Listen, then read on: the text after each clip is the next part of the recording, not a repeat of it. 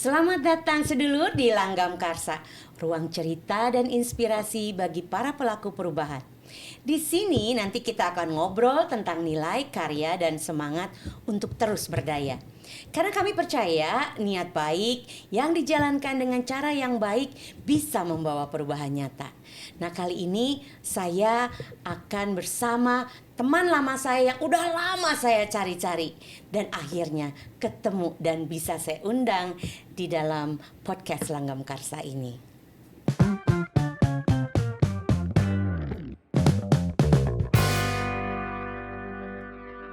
Oke. Halo Kang Agus, apa kabar? Meni sono bisa. Udah lama ya gak ketemu kita. Iya, udah lama banget gak ketemu. Aduh, gimana ini kalau ibarat kopi ya, Kang Agus teh ngendap di bawah. Ini kemana aja Kang Agus? Ya, selama ini kan ada kesibukan-kesibukan, tapi mulai awal bulan ini saya udah pensiun penuh nih. Oh gitu? Iya, berarti jadi banyak kegiatan lain lah. wow, mantap dong kalau gitu. Nanti kita bisa sama berbagi ya Kang Agus ya. Siap kalau gitu. Nih Kang Agus, saya dengar Kang Agus itu dalam pensiunnya dan sebelum pensiunnya Kang Agus itu udah sempat melakukan satu kegiatan. Kalau nggak salah namanya cukup keren, socialpreneur ya. Nah, saya perlu tahu tuh. Saya juga kan sebetulnya udah pensiun, mempensiunkan diri sih sebetulnya. Apa tuh Kang Agus socialpreneur itu? Jadi kalau entrepreneur itu fokusnya kepada profit kan, profit oriented lah ya. Iya. Kalau sociopreneur itu sebetulnya ya dari kata sosio dan preneur itu artinya kita berusaha bersama masyarakat.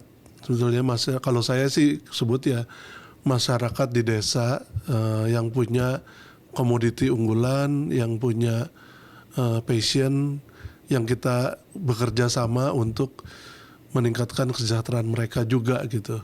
Oh, jadi itu yang betul-betul membedakan antara entrepreneur dan sociopreneur. Iya, jadi kalau sociopreneur kalau di kacamata saya itu kita membangun di supply-nya.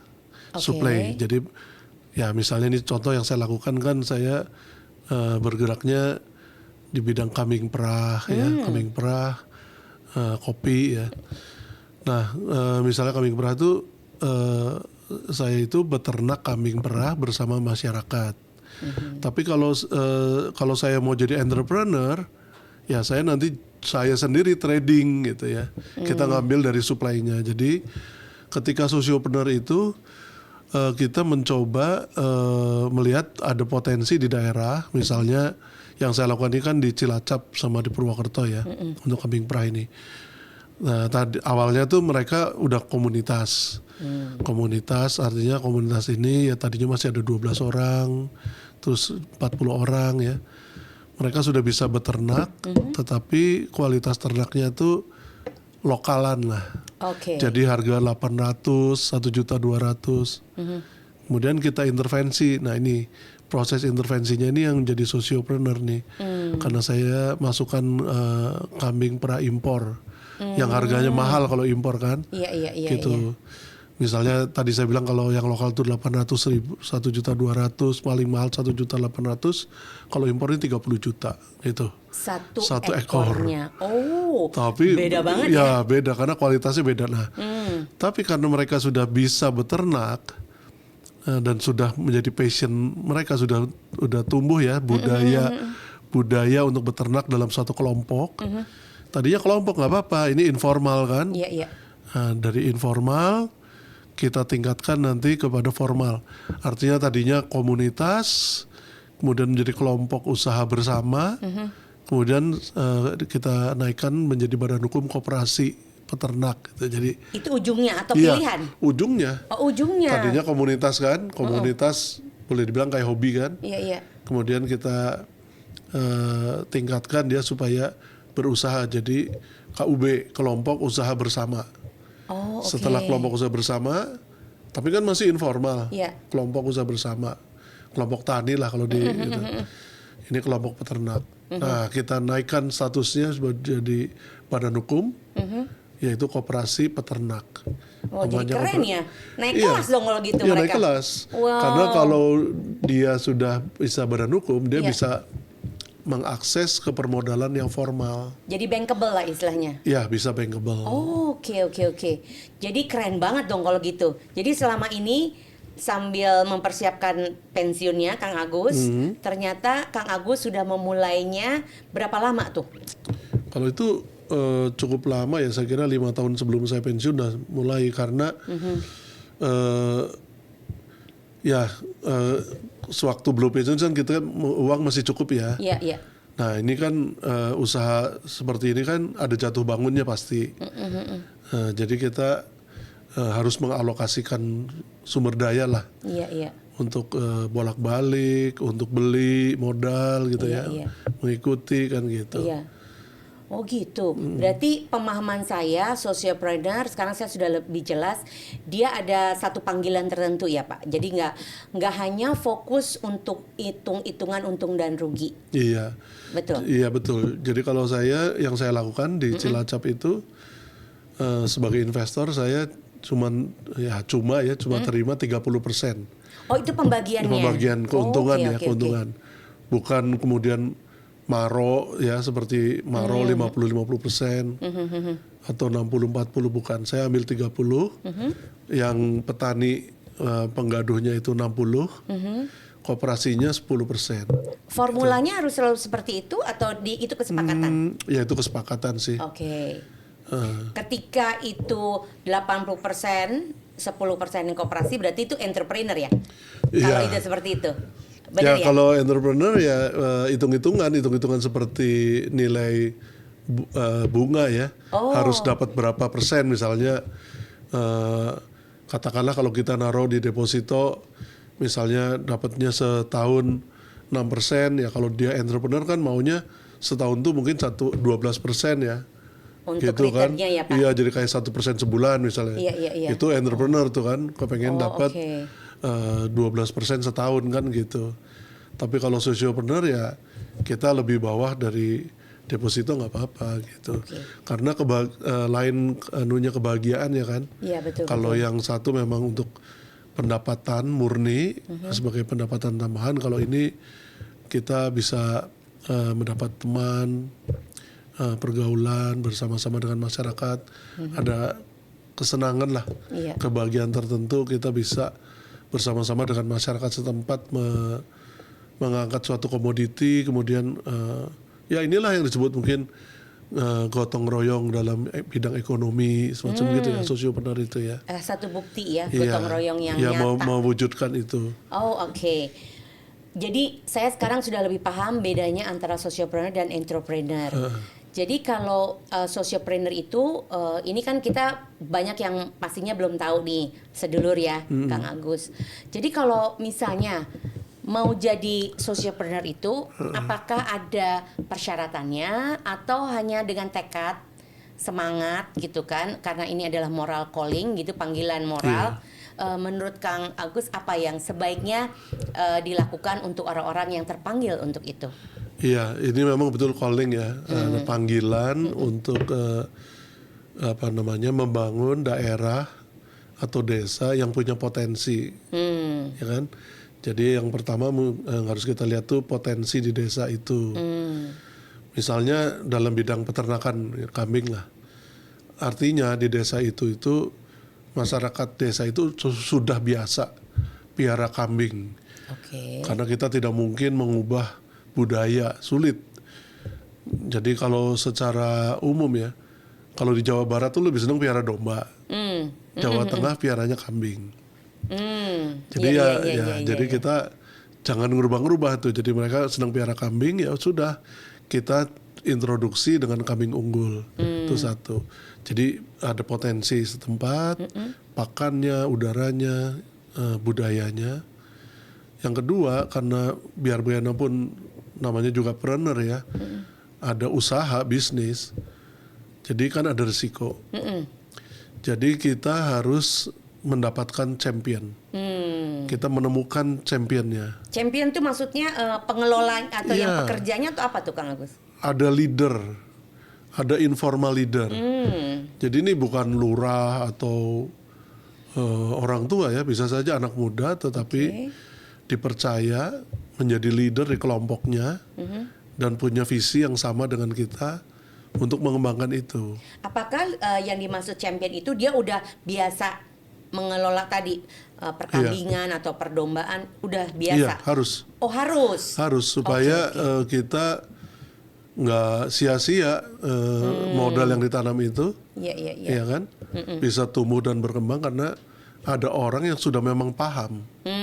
Iya. Betul ya. Tinggal ketika kita kasih yang lebih bagus ya, dia harus lebih meningkatkan kapasitasnya untuk bisa mengelola perusahaan itu. Contoh yang di Cilacap itu kan mulai dari 12, kemudian 40, sekarang udah 218 anggotanya.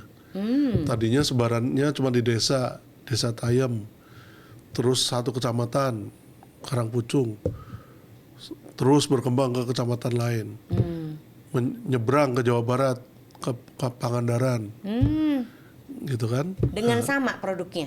Ya sama, Oh, gitu. Tadi nyebar membesar. Nah ini kan ada leadership yang mesti kuat si champion ini ketika rentang kendalinya. Dan championnya bisa beberapa dong? Ya akhirnya harus bikin kaderisasi. Oh. Ya, setiap daerah akan menumbuhkan champion-champion baru. Nah ini yang sebetulnya menjadi lebih bagus Mbak Dini. Oh. Kalau kita menemukan atau bisa mengembangkan champion-champion di berbagai desa.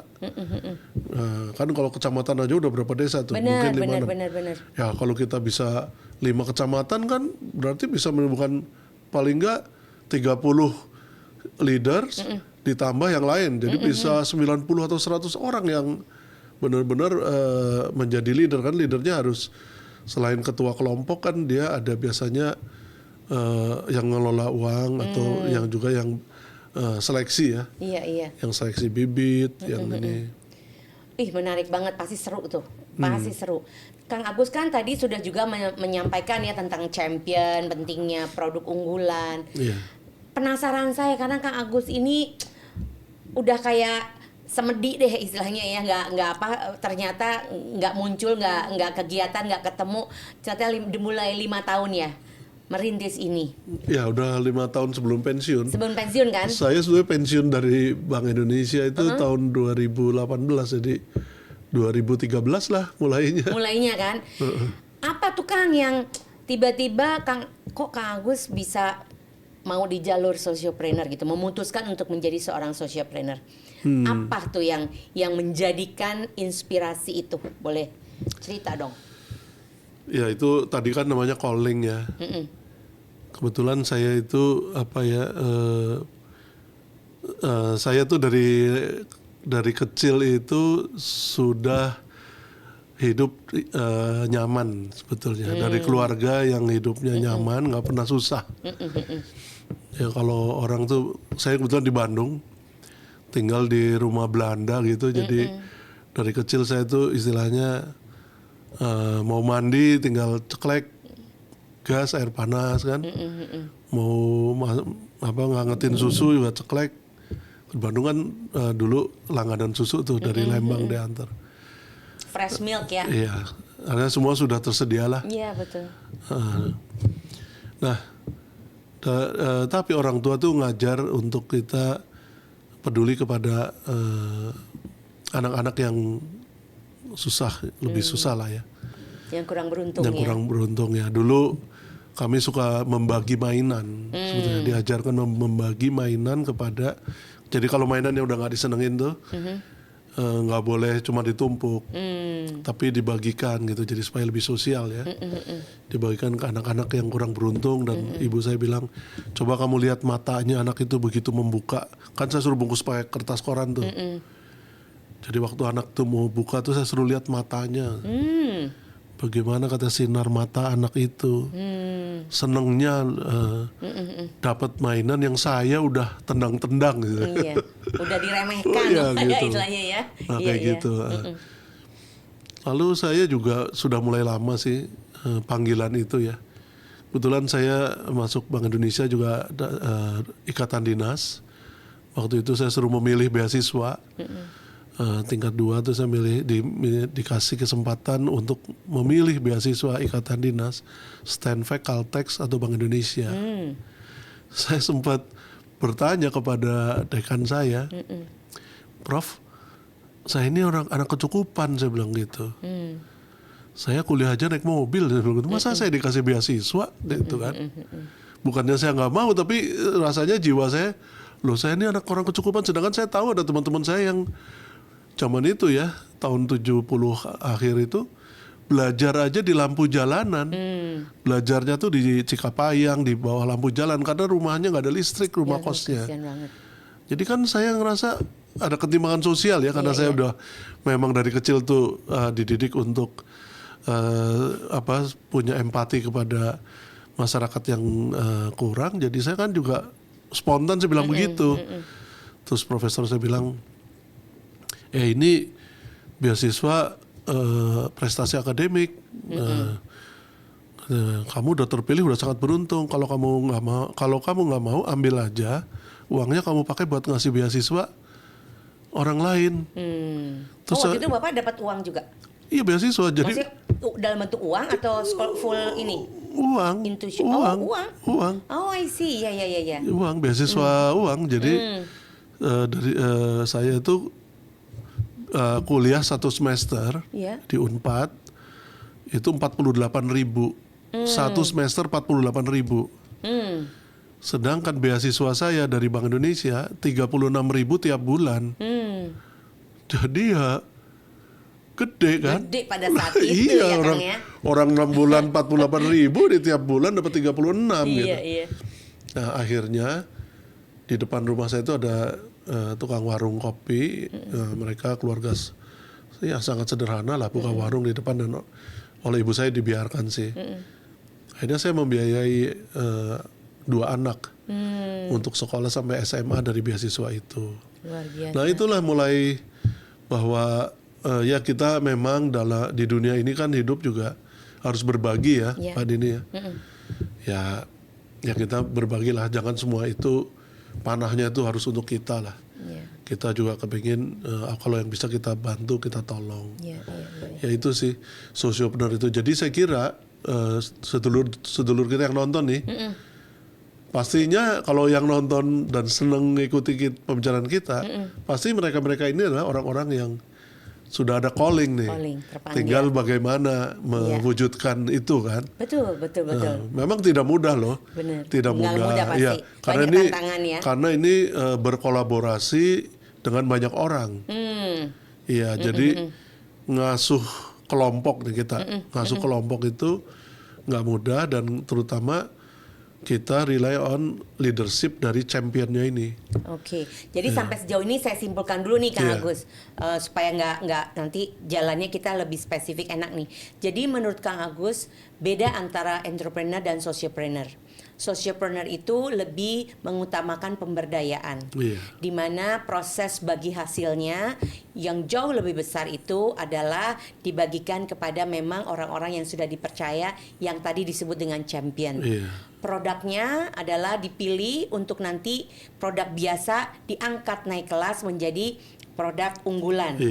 Kemudian kalau sudah ada ekosistem ekonomi di sana pun, yang tadinya misalnya kelompok usaha bersama, itu juga nanti akan dinaikkan kelas, bisa menjadi badan hukum, tadi di koperasi atau kemitraan bentuk lainnya, sehingga mereka nanti juga naik kelas dan bisa meminjam uang misalnya ke bank, sehingga menjadi cakupannya lebih besar. Betul.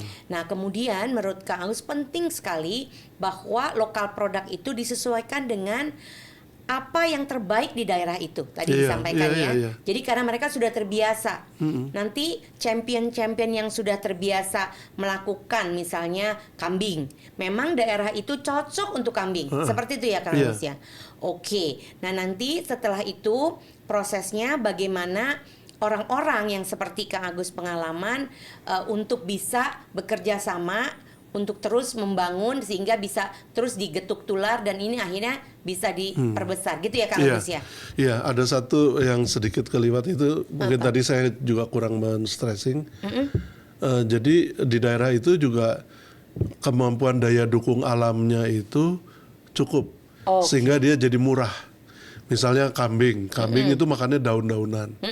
Nah, jadi di daerah situ memang lebih banyak daun ketimbang rumput gitu. Kalau domba makan rumput, kambing makan daun, kira-kira gitu. Misalnya di tempat lain di daerah Cilacap tumbuh koperasi misalnya sidat, ya tapi itu memang dia daerah muara. Jadi kan ya benihnya itu tinggal ngambil gitu kan. Sama juga sewaktu saya di Sulawesi Selatan, bandeng tuh mereka nggak beli, jadi nenernya tuh datang masuk ke tambak-tambak gitu kan. Nah seperti itu, jadi memang udah harus merupakan komoditi unggulan daerah. Jadi dia murah, cuma tinggal intervensi aja. Apakah intervensinya di ternaknya atau di komoditinya, atau kayak sidat itu kan intervensinya kemudian dia bisa bikin unagi gitu ya.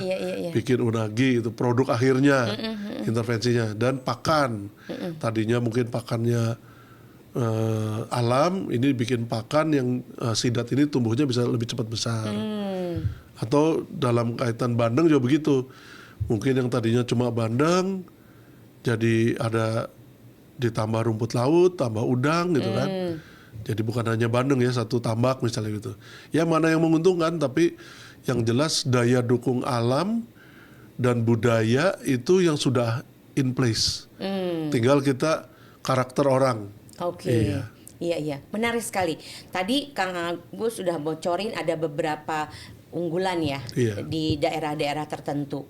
Nah, Kang Agus berarti kan ini kalau kita mau menyemangati, juga nanti bisa jadi mengajak atau siapapun sedulur-sedulur yang ingin menjadi sociopreneur seperti Kang Agus gitu kan, itu kan sangat bisa dilakukan. Sangat bisa Iya, ya. Sangat bisa. Nah, keterpanggilan, kemudian memang dari kecil Kang Agus sudah memang terlatih, dididik oleh orang tua Kang Agus untuk bagaimana berbagi kepada orang-orang yang kurang beruntung, sehingga sampai sekarang pun itu yang menjadi utama ya, panggilan untuk terus berbagi.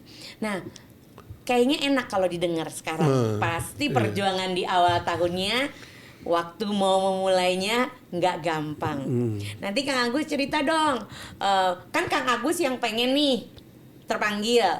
Tentu kalau yang sudah punya pasangan, itu juga nanti Kang Agus boleh cerita gimana nih untuk supaya tidak terjadi salah paham gitu ya. Mangga Kang Agus, silahkan. Ya memang dukungan keluarga ya, kalau saya laki-laki tentu dukungan istri. Kalau Mbak Dini ya tentu dukungan suaminya. Betul. Ya memang visi pernikahan juga dari awal memang harusnya sudah tahu sih bahwa kita itu seperti itu. Kadang-kadang istri saya juga suka bilang, kok nggak kapok-kapok sih kata gitu. Ya memang yang untuk menemukan akhirnya tuh seperti yang saya lakukan berhasil di Cilacap dan di Purwokerto. Ya itu nggak mudah, karena dari dulu juga kita kalau dalam bahasa kapitalis kan disebutnya apa, angel investor ya.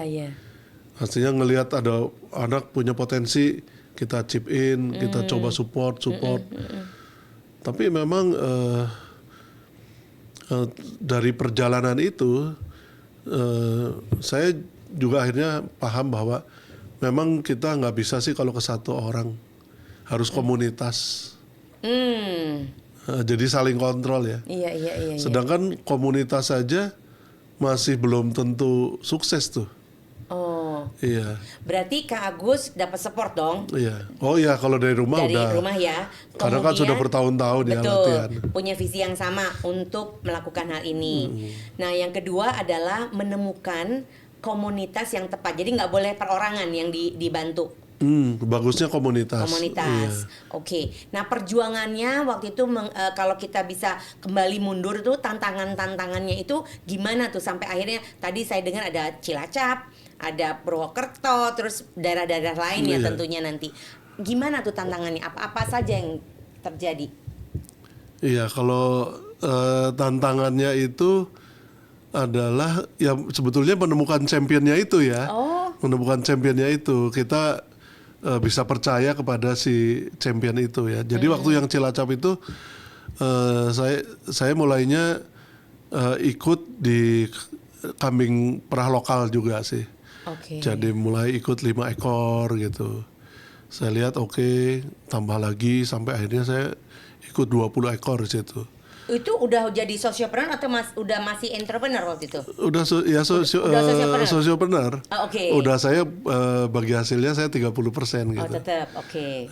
Tapi maksudnya modalnya masih kambing yang harganya 1.800.000 gitulah. Jadi kan 5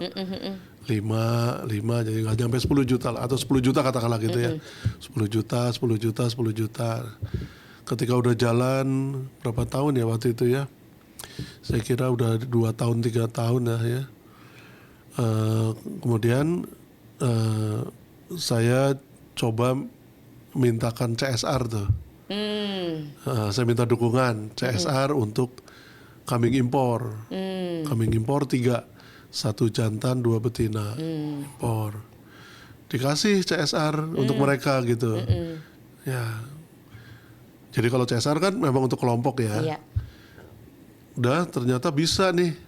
Nah begitu bisa ya saya beli impor. Nah 3 gitu, selang-selang 2 tahun lah. Karena dia kan supaya nggak inbreeding ya, gitu. Jadi dikasih jarak. Oh gitu. Dan itu akhirnya sampai sekarang ya? Iya, dimulai akhirnya sekarang kan anggotanya 218, mungkin sekarang sudah lebih ya, saya nggak tahu per hari ini. Ya, populasi induknya ada 4.000 ekor. Wow. Dari mulai tadi yang 5 itu ya? Iya. Oh, itu dari 5 tahun itu?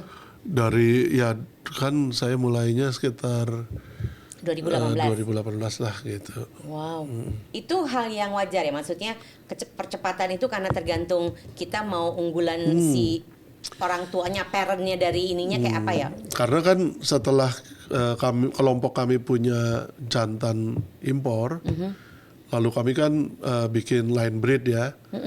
Line breed tuh maksudnya indukan jantan impor di cross dengan betina lokal. Lalu kita sebut F1, F2, F3, F4. Maksudnya kalau F1 tuh impor lokal, darah 50%. 50% kawin sama induk impor, kan jadi 75. 75 kawin lagi sama induk impor, kan jadi 90. 90 kawin lagi sama induk impor, kan katakanlah jadi 100. Kita sebut F1, F2, F3, F4. Tapi kami juga membuat full blood sebagai parent stocknya. Makanya impornya itu jantan impor, betina impor.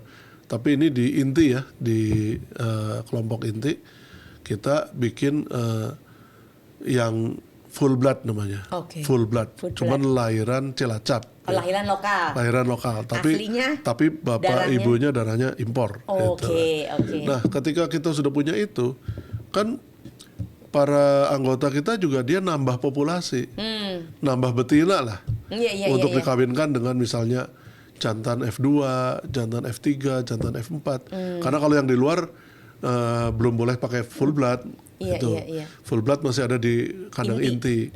Jadi kalau yang di luar kita sebut mereka membuat sapera, saanen peranakan etawa, yang jelas susu, yang tadinya kalau lokal itu susu volume susu produksinya itu sekitar 800 cc sampai dengan 1,2 liter per apa itu? Per hari. Kalau sudah kecampuran jadi sapera ini minimal 2 liter. Kalau yang sudah F2, F3 itu bisa 3 liter. Beda banget ya? Beda. Jadi ya sekarang kalau makannya kan sama ya. Binatang mamalia itu makan 10% dari berat badan. Jadi kalau berat badannya itu katakanlah 30 kilo, makannya 3 kilo kan. Tapi hasil laktasinya ini karena memang DNA-nya sudah udah naik kan. Memang perah unggul. Produksi susunya lebih besar gitu. Wow, menarik banget nih. Berarti apa yang dilakukan Kang Agus, ngebayang Kang Agus itu berarti backgroundnya ekonomi ya? Saya sebetulnya hukum. Oh, hukum. Jadi sarjana hewan. Sarjana hewan makanya. Luar biasa. Itu kalau nggak punya ekstra talenta itu nggak tahu namanya apa. Ya, saya senang binatang dari kecil. Gitu ya. Aduh, luar biasa. Menarik banget nih. tadi tantangan berarti sudah bisa teratasi. Pernah Ya. gagal tapi kan?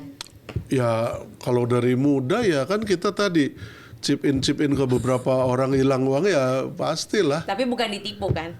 Ya istilahnya bukan ditipu tapi kan ya habis, Habis, nggak ya. berkembang ya. Nah itu diamati nggak atau apa pengalaman kenapa bisa gagal menurut Kang Agus untuk jadi pembelajaran nih para sedulur nih? Ya kalau saya kan senangnya di agriculture ya, pertanian peternakan gitu. Jadi ya memang itu semua makhluk hidup sih ya. Jadi kalau kena wabah atau tidak sesuai dengan iklim, ya kalau mati ya habis tuh kalau tanaman tuh. Oh, Iya kan, tanaman atau ada penyakit? iya ada penyakit atau memang tidak cocok, ya nggak tumbuh ya nggak akan balik modal kan. Iya iya. Gitu. Itu resiko yang Ya, di resiko, luar ini iya. ya. Tapi bukan ditipu ya Kang Agus ya. Enggak Pengalaman sih. nggak pernah. Kalau ditipu sih sebetulnya enggak, cuman ya apa ya? Ya selalu ada kendala-kendala seperti itulah ya. Misalnya unggas tuh kalau kena wabah ya mati ya. Kena wabah mati gitu. Ya seperti itu. Karena kita nih komoditinya kan yang bernyawa ya. Bernyawa.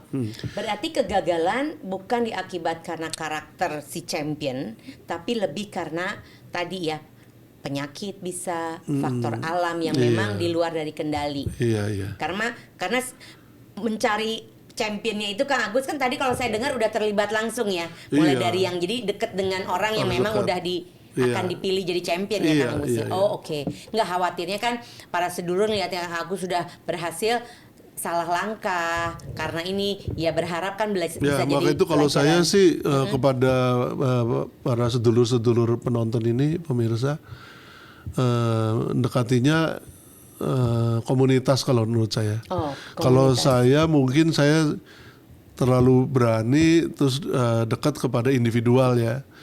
Tapi kalau saya sarankan itu lihat komunitas. Kalau sudah ada komunitasnya, udah berhasil komunitasnya kelompok lah, kelompok tani atau kelompok peternak gitu ya. Apakah itu komoditinya nanti kambing ataukah? Cuman memang kalau unggas tuh agak lebih rentan ya. Oh gitu. Iya, rentan penyakit itu misalnya apa ya, kalau peternak ayam, bebek itu memang kalau unggas tuh agak rentan. Jadi kita harus tahu juga karakter-karakter atau risiko-risiko ya.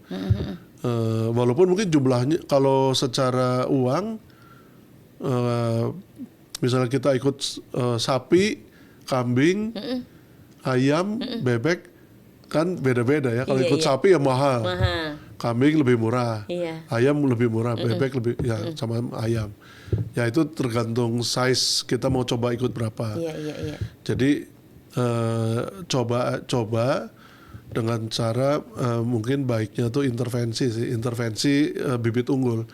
Kalau seperti ya kalau saya mungkin ya karena saya tuh saya pikir ya domba, kambing ini lebih tahan penyakit ya. Oh. Kecuali dia kena ada wabah PMK ya. Tadinya kan nggak ada Indonesia Iya, nih, iya, baru iya. kemarin ada ya. Kita juga dredeg sekali tuh.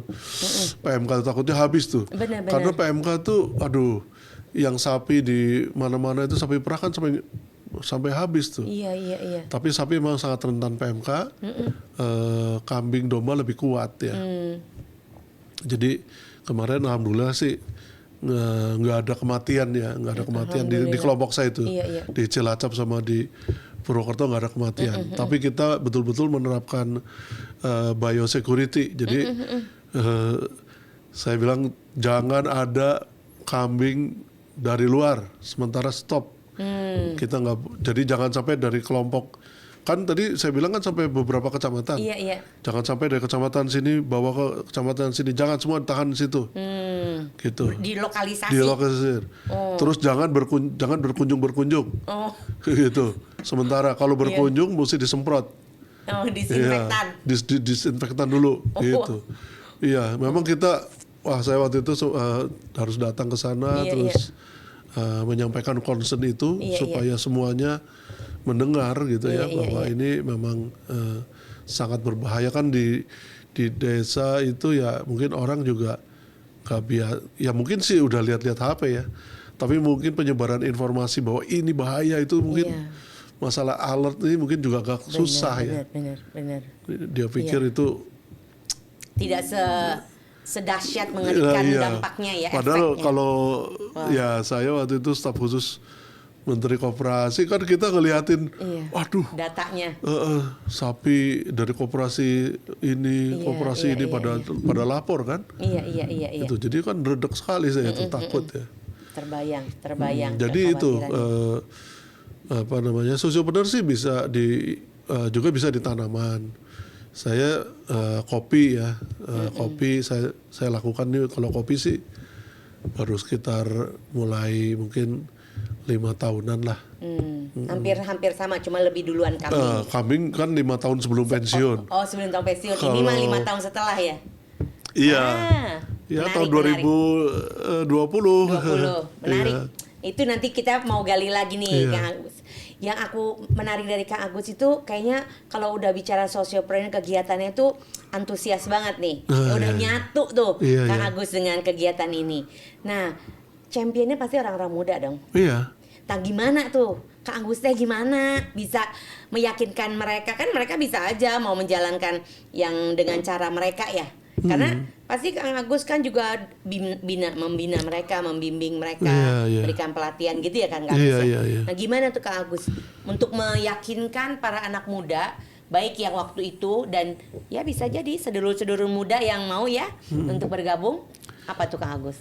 Iya, jadi tadi kita masuknya ke komunitas. Oke. Jadi di komunitas itu saya udah melihat bahwa mereka sudah punya passion dan sudah punya knowledge, punya skill. Jadi sudah punya pengetahuan tata cara beternak, penyakit, pakan, gitu.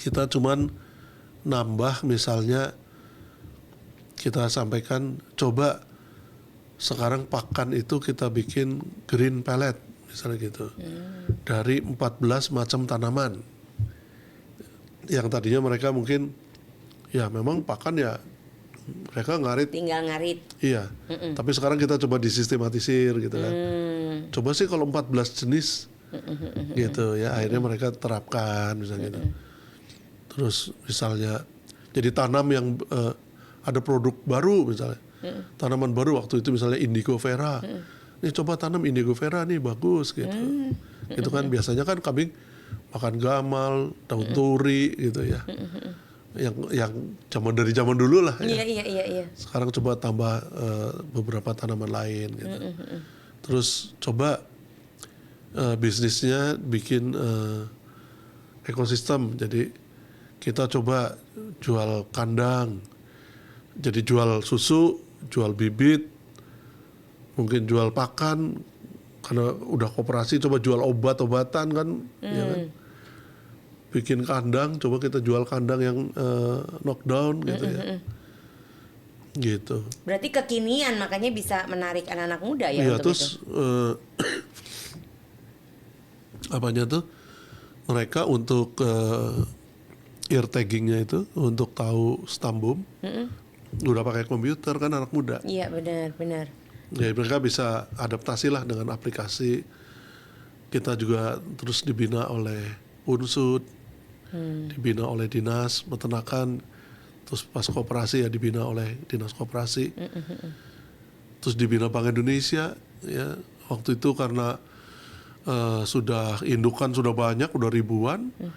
Kalau meriksa kehamilan, kalau nggak dibantu alat USG ya lama dan gak akurat. Alat USG juga, Iya. oh luar biasa. Nah itu kami minta ke Bank Indonesia Purwokerto tuh, kemudian dibantu alat USG untuk jadi lebih cepat dan akurat. Oh ya ini hamil ini tidak gitu ya, nggak dikira-kira. Oh ini kalau hamil tuh nonjol perut kanan gitu. Oh gitu. Iya. Atau tidak birahi lagi kan kambing tuh. Birahinya susah sih, ya, peternak itu berhasil, kalau peternak kambing atau domba itu, birahinya kan cuma 2 hari. Jadi kalau dia tidak hamil, birahi lagi 18 hari. Tidak hamil birahinya nanti 36 hari.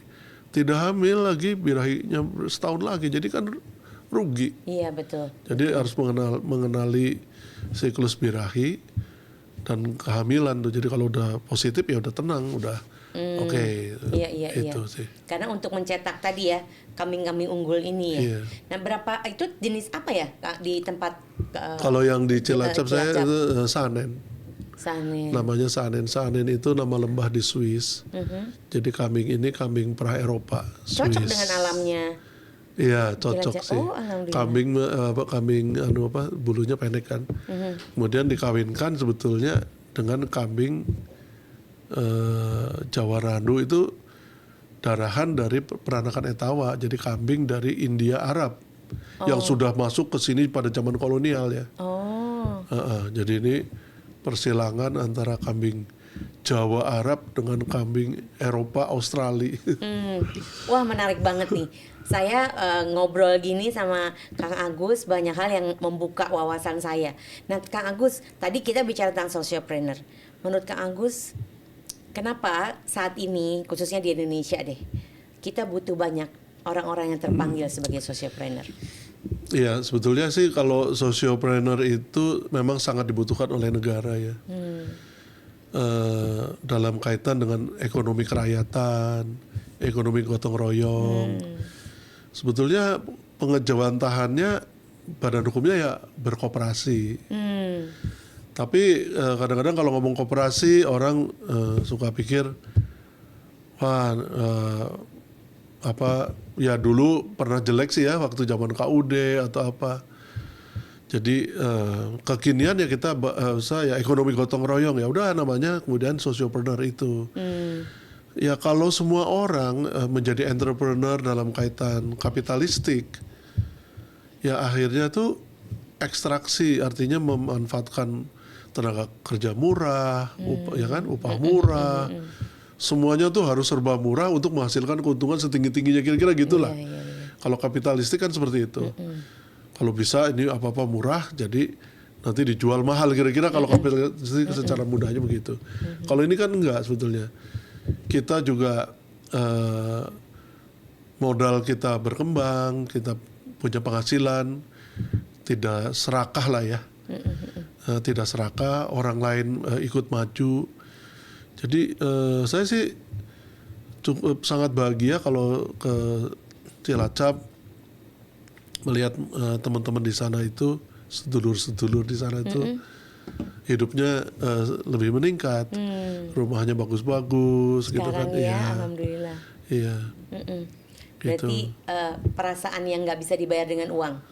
Iya, Itu ya. Iya. Dan itu harusnya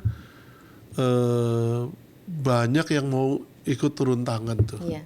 Kayak suatu gerakan, suatu panggilan ya. Iya. Apalagi di Indonesia ini kan kita punya namanya jiwa gotong royong, ya. Betul Ya sebetulnya sih, ya saya kebetulan ibu saya asalnya dari Purwokerto sehingga saya itu Purwokerto Cilacap itu bagi saya itu tempat main, artinya tempat liburan lah dulunya ya.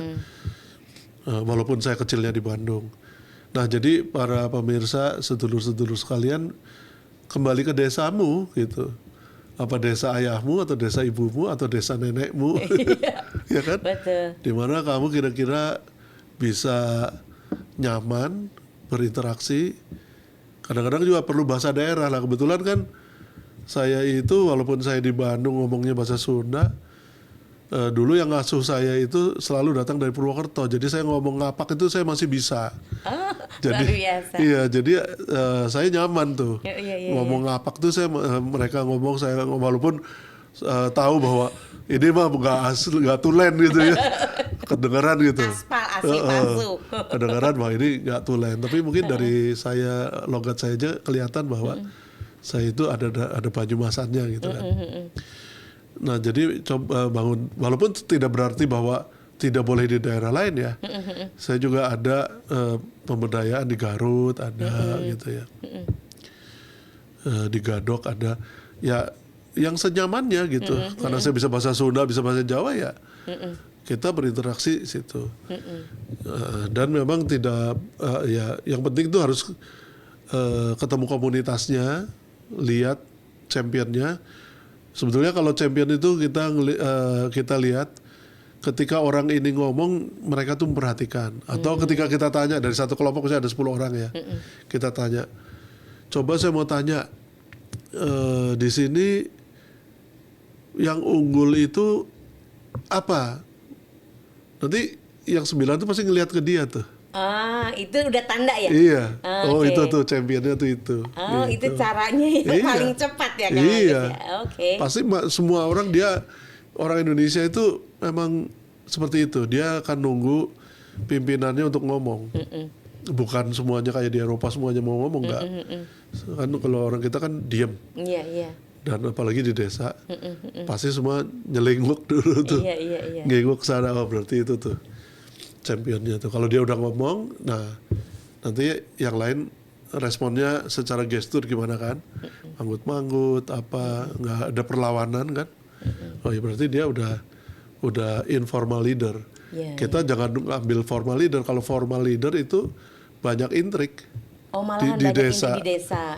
Iya kan, misalnya lurah, mantan lurah Oh, itu kan. maksudnya formal leader itu ya? yang di Iya, desa kalau ya? lurah, mantan lurah ini kan tadinya bekas kampanye ya. Iya.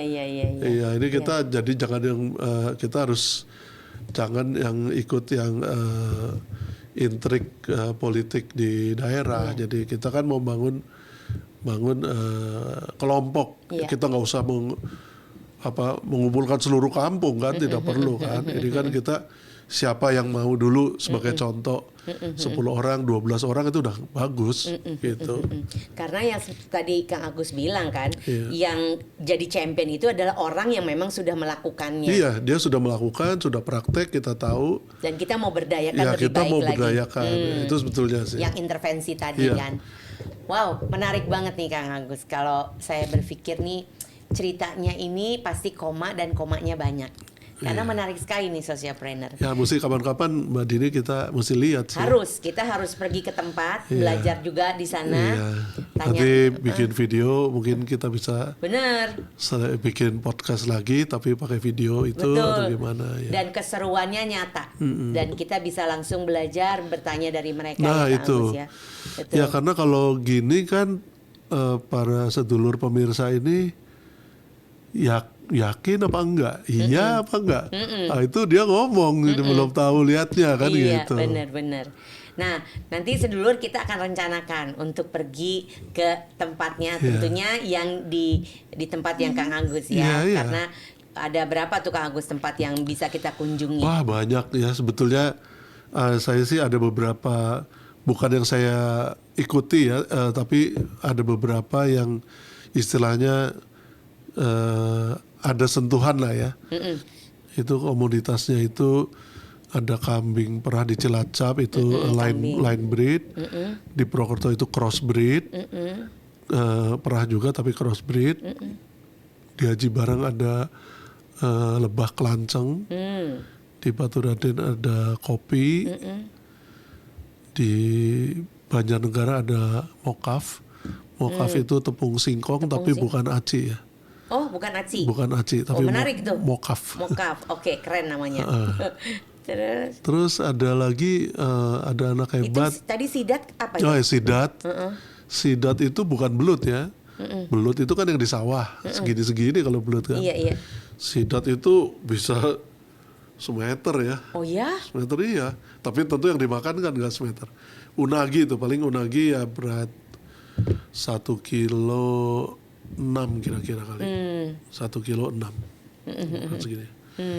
Unagi tapi itu memang kebalikan dari salmon, jadi dia netesnya, jadi dia si sidat ini dewasa itu ketika dia dewasa dia naik ke atas tapi nelornya di laut, di muara. Di muara. Iya.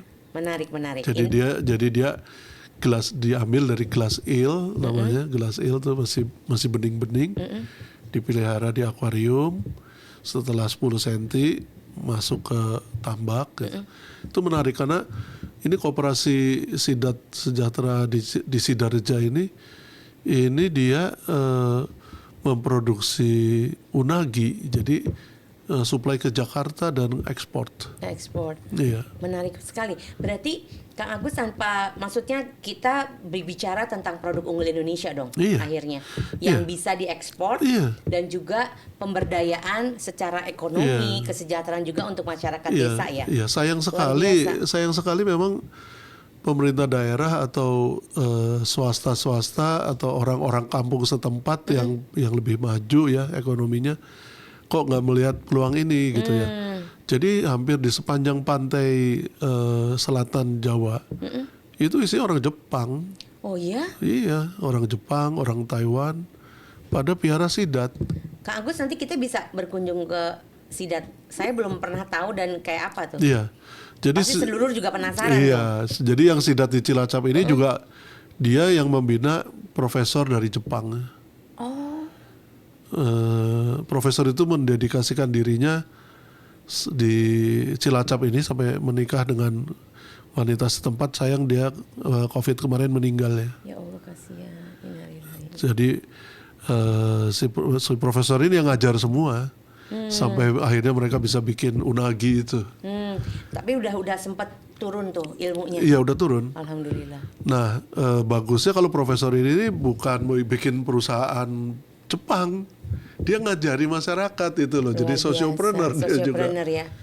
Ya berarti Iya. ini bukan hanya kita bukan hanya podcast, juga edukasinya ada. Kita juga mau mengajak para Mengajak sedulur sih. ya yang punya panggilan. Punya panggilan, jadi kalau punya passion misalnya mau ngembangkan sidat, mereka sedulur-sedulur yang ada di pantai selatan tuh, Iya, mulai iya. Sukabumi sampai Pacitan ya kan, Iya. Nah, itu kan sidat banyak gitu. Betul. Nah kalau Kang Agus itu kan menarik banget, nanti kita akan berkunjung ke daerah sana. Balik sedikit ke tadi ya, maksudnya filosofi atau keinginan untuk menjadi sociopreneur. Itu harus anak muda atau yang udah pensiunan atau gimana sarannya Kang Agus? Nah, jadi kalau dalam pengalaman saya yang di Cilacap dan Purwokerto ini yang saya sangat intens ya. Ini kan Mas Putut ini saya kenal dia kan masih umur berapa waktu itu ya? Mungkin 30 awal ya. Ya dia masih muda dan dia mau memimpin gitu. Dia mau memimpin, bahwa sekarang dia maju ya karena usahanya dia kan. Yang di Purwokerto untuk yang kambing perah kan saya Mas Wisnu sama Ahmad, anak umur 26 tahun. Jadi mereka kuliah di Fakultas Peternakan di Unsud. Kemudian mereka punya passion untuk melakukan usaha sociopreneur gitu. Jadi sociopreneur itu untuk supply-nya lah ya. Nanti entrepreneur itu di tradingnya. Oh, gitu. Iya. Jadi iya. Perpaduan ya berarti. memperbanyak populasi itu dengan cara sociopreneur. Iya. Kita nggak usah ngambil untung banyak soal di breedingnya ini. Contoh kambing. Iya, contoh kambing. Untuk breeding ini nggak usah ngambil untung banyak. Kalau kita mau trading, kita trading susu, gitu kan. Kita trading mungkin bikin akikah, jualan kurban. Nah, itu trading itu ya itu entrepreneur gitu. Oke, dan itu kita nanti bisa belajar ya dari tadi binaan atau champion-champion. Iya, karena kan kambing atau domba itu kan rata-rata anaknya 2. Iya.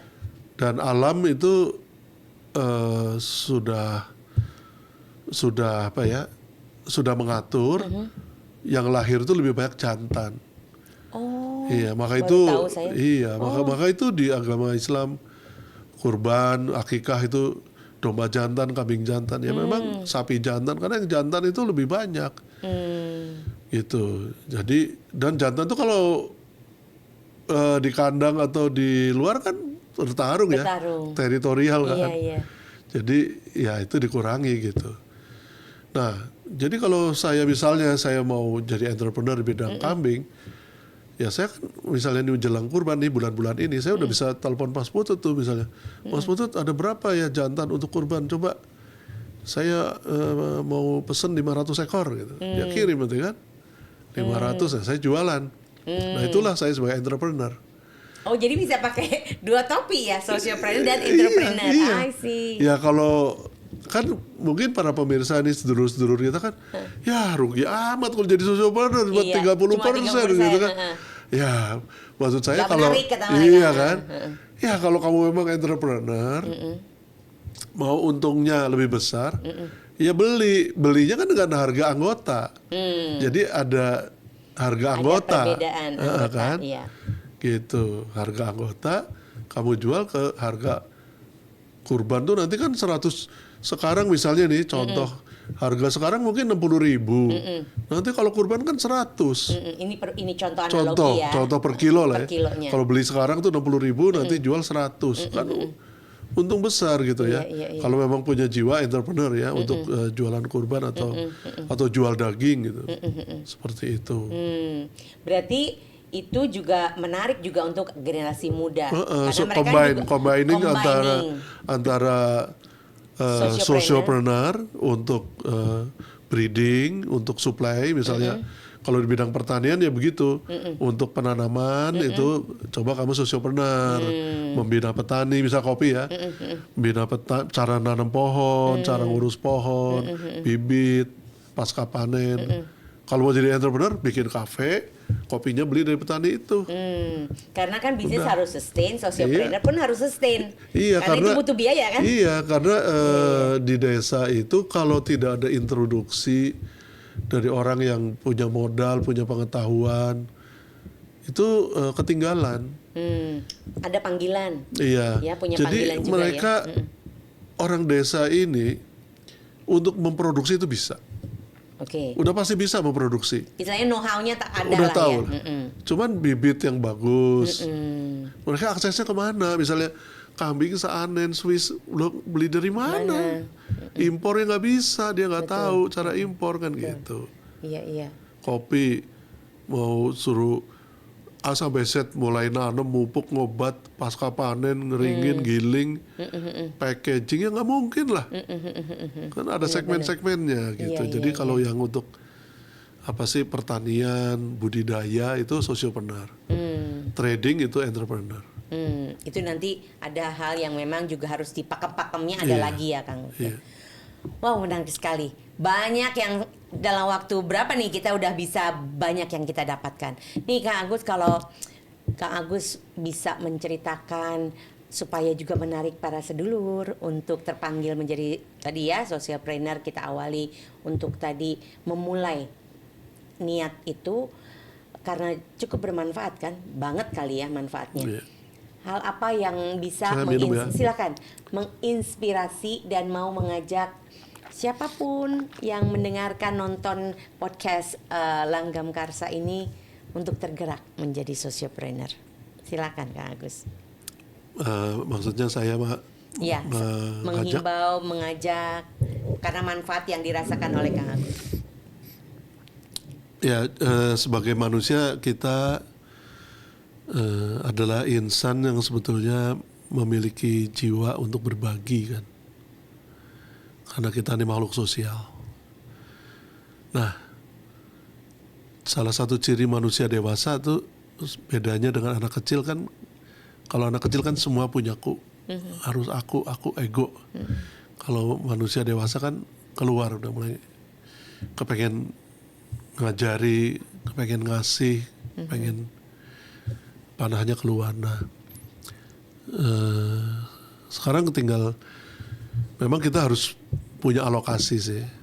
Nggak bisa juga kalau kita masih butuh banget gitu ya. Ini kan harus ada istilahnya uang dingin ya. Jadi uang dingin ini sebetulnya bisa kita alokasikan sih. Kalau saya dulu biasanya uang dari perjalanan dinas gitu ya. Jadi bukan uang gaji. Uang gaji itu udah habis buat nyicil rumah, buat nyicil mobil, buat bayar asuransi kan. Iya. Buat makan udah habis uang gaji itu. Yang bisa kita sisihkan tuh uang perjalanan dinas. Nah, kalau pengusaha juga mungkin apa ya? Selain dari keuntungan mungkin ada semacam CSR-nya kan gitu. Nah, jadi semacam uang. Jadi kita harus mengumpulkan uang semacam CSR itulah. Apakah saudara-saudara itu pengusaha ataukah bukan pengusaha? Coba sisihkan suatu dana untuk kegiatan sosial, kira-kira gitu. Dana kegiatan sosial ini yang kemudian kita alokasikan untuk sosiopreneur itu. Sebetulnya nggak usah terlalu banyak, walaupun memang sih pasti jutaan sih. Misalnya beli kambing 5 sekarang 2,5 juta misalnya gitu ya, yang masih darah gitu. Ya udah berapa? Udah 12 juta lah gitu. Jadi kira-kira segitu paling tidak gitu. 10 juta tuh minimal untuk kalau sosial. Kalau ingin memulai. Iya. Tapi ya dana sosial. Jadi kalau saya sih sebagai contoh pribadi ya, saya tuh punya dana alokasi sosial dan dana abadi gitu. Dana abadi ini untuk men-secure hidup kita nih, bahwa untuk kebutuhan-kebutuhan yang saya mau itu saya ada dana abadi yang saya kumpulkan terus gitu. Tapi saya juga membagi dana untuk dana sosial gitu. Itu Mbak Dini. Iya. Selebihnya ya memang itu harus ada panggilan. Kebetulan memang ada jalarannya. Ada jalannya ya. Iya. Karena ketemu seperti kita ketemu gini kan. Ya apakah kita kepikir kita ketemu terus kita bikin podcast gini, kan nggak pernah. Bener. Ya dulu ya ketemu aja. Hai. Ngobrol sebentar dengan kegiatan masing-masing. Kok sekarang tiba-tiba langgam karsa. Iya benar. Dan mungkin akan berepisode-episode. Iya betul. Ya itu kan ada jalan yang kemudian mengarahkan ke situ ya. Iya. Apakah itu takdir namanya atau qadarullah? Ya, jadi ini memang hidup itu misterius, tetapi juga boleh dibilang sudah ada relnya. Jadi kalau sudah kita kepengen lakukan tuh ya lakukan gitu. Betul. Lakukan gitu. Betul. Syukur-syukur serumah itu ikut mendukung, jadi bisa jalan-jalan gitu ya. Betul. Kalau ke Cilacap itu kan di sana makanan khasnya tuh, kalau di tempat lain kan singkong direbus pakai gula, namanya cemplung ya. Kalau di Banyumas. Kalau di itu bukan colena. Colena kan tape ya. Oh iya tape ya. Maaf. Kalau ini singkong nih ada yang air beli udah enak kayaknya. Ada yang pakai gula putih, ada yang gula merah. Singkong direbus pakai gula putih sampai amoh tuh ya. Atau gula merah. Nah, kalau Cilacap bukan singkong yang direbus. Apa dong? Dawegan. Dawegan tuh apa? Kelapa muda. Oh, kelapa muda, degan. Kalau di Jakarta ya. Iya. Oke, terus? Degan dipotong-potong segini-segini. Direbus pakai gula merah. Oh, gitu. Iya. Oh, menarik. Saya belum pernah tuh. Nah, itu. Pengen coba nanti kalau kita berkunjung. Iya kan? Iya, makanan khas kan. Makanan khas ya. Iya, sambil mencicipi ya makanan lokal di tempat mana nanti kita akan kunjungi ya Kak. Iya. Menarik banget. Berarti Kak Agus, karena sosiopreneur ini ternyata sesuatu yang sebetulnya bukan baru. Bisa jadi belum terlalu banyak yang muncul karena belum banyak gaungnya kali ya. Benar nggak sih? Iya, mungkin ya.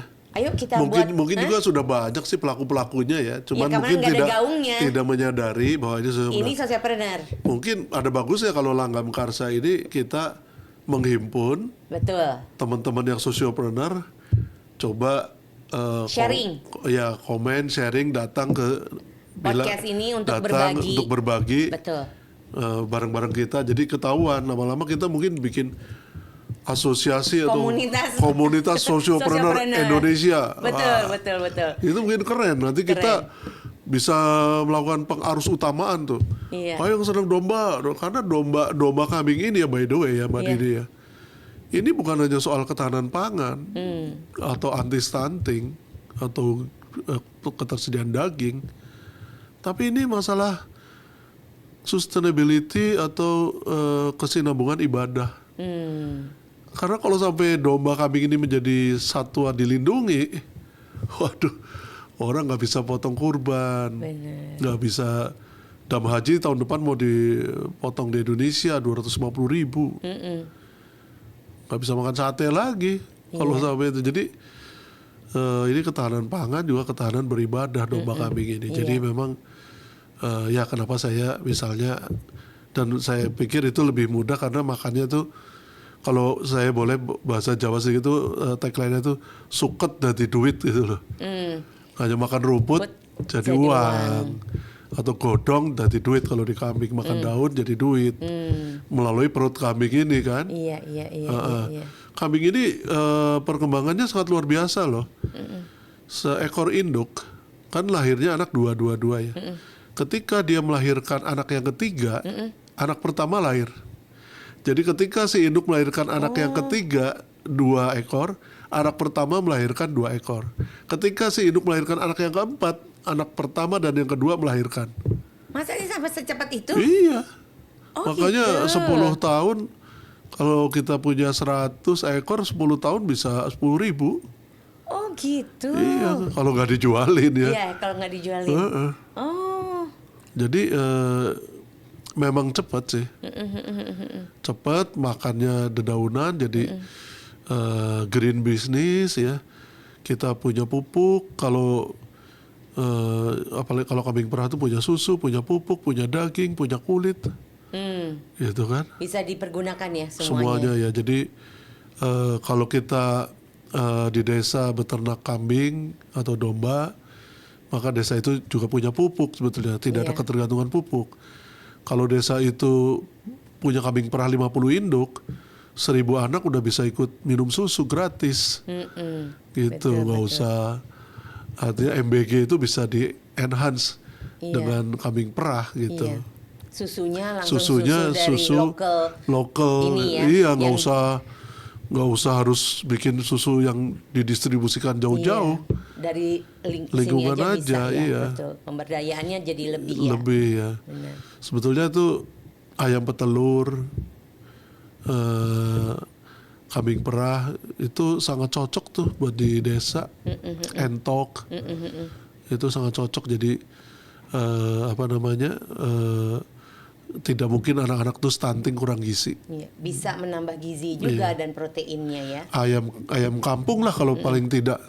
Betul. Ayam kampung, kambing, entok, ikan, itu. Menarik banget nih, menarik banget. Ini kan baru episode pertama nih Kang Agus. Iya. Kang Agus dengan ceritanya Kang Agus pasti banyak cerita lainnya. Yuk kita minta para sedulur untuk subscribe sehingga ceritanya akan berlanjut. Ini nggak cukup 1 episode kan? Iya. Dan juga kalau ada yang tertarik untuk datang ketemu kita, boleh. Ya, silakan. Kita diskusinya jadi lebih ramai kan? Lebih ramai, betul. Dan kita bisa juga saling belajar. Saling belajar ya. Betul. Jadi kedepannya nanti Kang Agus tidak hanya berbagi, Kang Agus juga bisa mengundang, juga bertanya dengan para socialpreneur yang sudah menjalankannya. Jadi semakin seru dong. Dan kita bisa liputan ke tempat mereka. Betul. Lebih banyak lagi, lebih luas lagi kita nanti. Betul. Kalau saya ini kan sementara ini cuman di Jawa Barat, Jawa Tengah ya. Nah, nanti teman-teman ini kan mungkin ada yang di daerah. Itu aja udah banyak. Udah di DIY, Jatim, Bali, Banten. Wah. Benar. Jadi bagi sedulur yuk Kang Agus kita ini ajak mereka, bagi sedulur untuk yang menonton podcast ini, menyaksikan podcast ini, subscribe dan nantikan nih. Iya, kalau sedulur nonton dan punya teman yang juga pegiat sosiopreneur, silakan dikasih tahu supaya ikut nonton dan ikut gabung sama kita. Iya. Supaya channel ini barangkali dengan channel yang kita mulai dari kecil seperti ini bisa menjadi suatu gerakan besar. Betul. Gerakan sosiopreneur Indonesia. Betul. Supaya anak-anak kita punya kegiatan di desa, tidak usah harus urbanisasi. Yes. Karena kalau dengan kita mengembangkan kayak gini ya, untuk jadi kaya di desa tuh, aduh, sangat memungkinkan karena potensinya gede, gak usah datang ke kota gitu. Dan buktinya sudah ada, nanti kita lihat. Kita kunjungi. Jadi sedulur, kita banyak cerita, tentunya kita perlu mengakhiri untuk episode berikutnya. Benar nggak Kang Agus? Iya. Besok yang episode berikutnya tentu Kang Agus juga akan menjadi seseorang yang akan bertanya kepada narasumber. Kalau memang kita sudah sempat datangkan narasumber, karena kalau tadi saya dengar dari Kang Agus tuh masih banyak cerita dari Kang Agus yang perlu digali nih. Nanti Ya, kita lihat. kita lihat Boleh aja ya Kang Agus perjalanannya bagaimana. Betul. Kita Iya. lihat juga dukungan dari para pemirsa. Boleh. Nanti kalau ada komentarnya, pertanyaannya kami tunggu. Iya. Terima kasih untuk apa yang sudah dinikmati dari obrolannya Kang Agus yang sudah memulainya menjadi sosiopreneur yang ada di podcastnya Langgam Karsa. Terima Ya, kasih Mbak terima Dini, kasih, Kang senang Agus. nih bisa ketemu lagi Iya, senang. dan kita memulai perjuangan baru. Yes, yes. Terima kasih Kang Agus ya untuk